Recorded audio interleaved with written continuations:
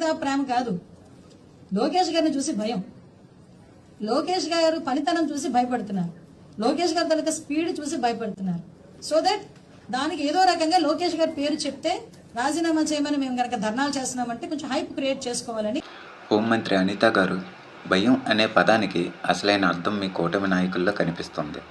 ఆ భయం మీలో పుట్టించిందే మా నాయకుడు జగన్మోహన్ రెడ్డి. ఆయన ఒక్కడి ధైర్యాన్ని దమ్ముని ఎదుర్కొనే సత్తా లేకే కదా ముగ్గురు కలిసి పొత్తులు పెట్టుకుని వచ్చారు. ఆయన దెబ్బకి ఎదురు నిలబడలేకే కదా మీరందరూ గుంపుగా చేరారు.